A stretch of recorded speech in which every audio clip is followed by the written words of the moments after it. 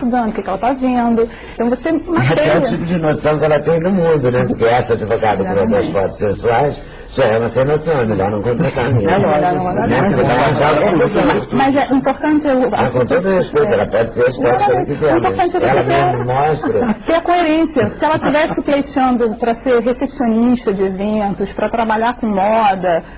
Tem ligação, faz sentido, mas da área dela, ela tem que conhecer que na área dela não é bem visto.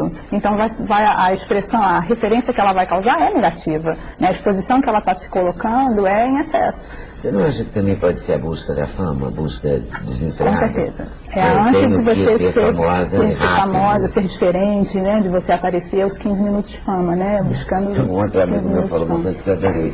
A gente estava conversando sobre a pessoa, ele falou: ela quer o pódio antes de nadar a piscina. Ela quer a medalha, o pódio, tudo, né? Não quer ser aquele cello, né? Ela não quer nadar. É uma agonia, uma angústia, né? Por chegar lá.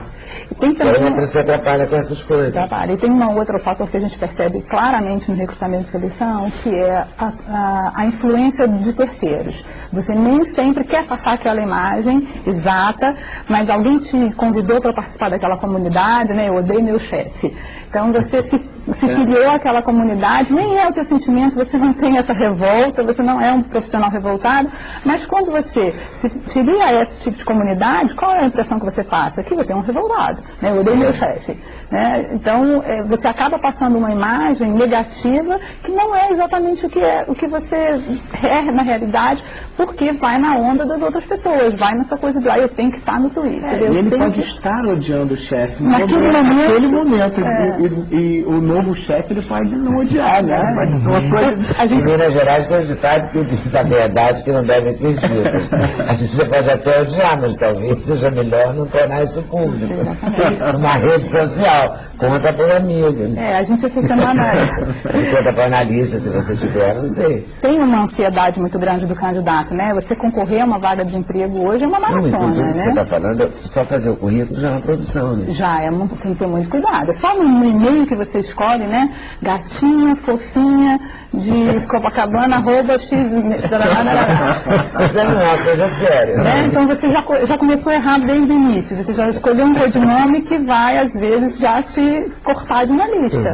Faz diferença se você tem um e-mail dessas contas gratuitas, na hora que uma empresa... Não faz diferença.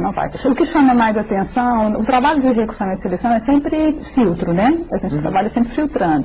Então, algumas coisas são mais relevantes e são mais gritantes e você vai realmente fazer ali uma triagem. Pegar um codinome, né, que não é apropriado. Mas a forma ainda, a gente ainda tem uma tolerância muito grande de entender que nem todo mundo está tão antenado e tem seu próprio e-mail, tem uma conta particular, ainda está afiliado, às vezes até os e-mails de terceiros, né? Ainda tem isso muito. A gente está falando de uma massa aqui de pessoas que buscam retornar para o mercado de trabalho ou primeira colocação no mercado de trabalho, e às vezes você recebe, o e-mail é o e-mail do vizinho, é o e-mail do pai, é o e-mail da irmã que já está trabalhando. Antigamente, quando se passava fax, e então antigamente assim, do fax da outra pessoa, né? Do vizinho, de alguém que tinha falado, todo mundo que tinha fax. A gente ainda recebe? Não foi para recado, ainda foi antigamente. Não, ainda tem. O celular deu uma liberdade muito grande.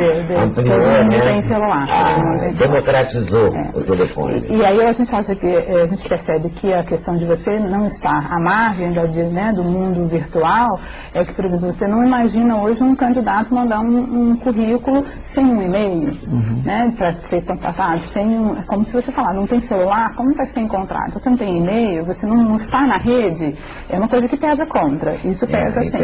A conta sendo gratuita não tem problema, mas tem que ter a conta. A pessoa tem que estar na rede de alguma forma, porque ela inclusive escreve lá, né, pacote, office, e-mail, internet, tem essa habilidade, e às vezes não tem. Eu te perguntei isso porque eu conheço um empresário de São Paulo que ele presta muita atenção se a conta é gratuita ou não para contratar as pessoas, né? E aí, se a conta é gratuita, ele não contrata.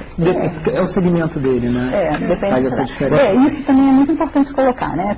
Depende sempre da função. Hoje, a internet, as redes sociais são usadas como complemento de filtro, desde que sejam cargos relevantes. né? Então, você está falando de cargos de gestão, cargos de liderança, cargo onde o profissional vai estar em contato direto com o cliente, vai estar exposto, então ele vai estar trazendo a imagem da empresa sempre junto com ele. Então, esse com certeza vai ser rastreado para ver que tipo de postura ele tem na rede social, porque vai refletir na vida profissional dele automaticamente. E aí você olha, por exemplo, em que comunidades ele aderiu no Orkut, eu adoro o Edredom. Exatamente. Eu durmo no trabalho, né? Eu durmo no trabalho. Eu durmo no trabalho. A gente achou outro dia uma que é assim, chefe saiu igual MSN. Então, é uma comunidade, existe, né? Então, que é interessante, significa que a pessoa não trabalha, né? Eu fui esperando o chefe sair para entrar lá. Mas tem muitos computadores em empresas que são bloqueados para o uso disso, né? Tem, das maiores empresas normalmente são, das médias não. As médias ainda têm uma liberdade e tem muitas que precisam dessas ferramentas para o próprio dia a dia de trabalho, né? Que usam o MSN como forma de comunicação entre cliente, entre próprio profissional de cidades diferentes, de locais diferentes. Então, esse já é o depois, né? Depois que você conseguiu trabalhar, você tem que saber atuar bem e movimentar bem essas ferramentas para não atrapalhar no seu dia a dia. Tem o correio eletrônico, tem a ideia do correio eletrônico, que você tem que ter cuidado para lidar com a conta de correio da sua empresa, né? De vez em quando a gente tem notícias de pessoas que fazem isso de maneira inadequada, passam mensagens, e é comum, eu recebo muito na universidade de empresas onde se coloca, né, no rodapé da mensagem que há todo um cuidado para que não haja associação daquela mensagem com a declaração de princípios da empresa. Essa é uma questão também importante. É, muito importante. Tem um caso muito curioso no Twitter de demissão em tempo real, que é o seguinte: um programador americano na Califórnia foi fazer uma entrevista na Oracle, uma empresa grande de internet. Já tinha passado um processo seletivo, aquela última entrevista, então você está contratado, vai começar dia tal. Ele, saindo da empresa, digitou no celular dele para ir para o Twitter.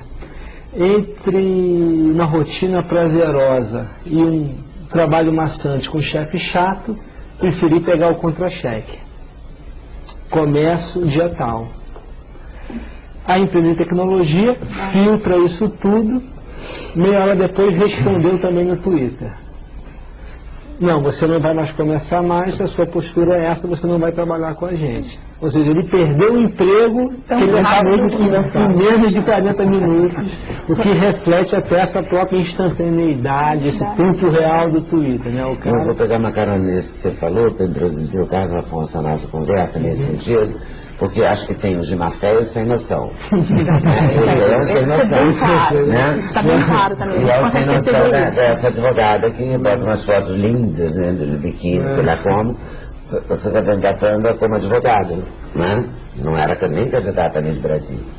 Então, né? É verdade. É um sem noção, é uma sem noção. E às vezes a sem noção acaba criando constrangimentos para a própria empresa. E isso é interessante. Mas a empresa não vai querer nem o sem noção, nem o de má fé. Mas se a sem noção já é uma funcionária da empresa, pegando carona nos comentários da Ana, você entra com um problema que é, pensando nas redes sociais, a gente costuma muito discutir sempre na internet, em pensar em invasão de privacidade. A pessoa que teve a sua privacidade, seus dados pessoais furtados, invadidos. Mas, de certa forma, o que as redes sociais como Orkut, Facebook, Twitter possibilitam não é uma invasão, é uma evasão de privacidade. São as pessoas que precisam ter uma boa medida do quanto se expor, do quanto se promover e fazer os usos que são realmente usos proveitosos, usos efetivos dessas redes sociais.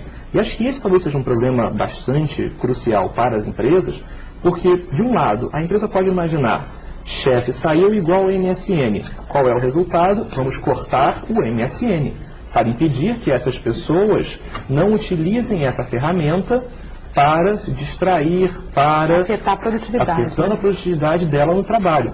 Por outro lado, muitos empregos, muitas empresas precisam dessas ferramentas porque elas são essenciais para o tipo de negócio, para o tipo de atividade que aquela empresa, ou até mesmo aquele empregado específico, vai desenvolver. Por isso a gente tem que ter muito cuidado quando a gente analisa situações como MSN, Orkut, Facebook. Isso tudo deve ser bloqueado de qualquer empresa séria, de qualquer instituição que preze pela efetividade,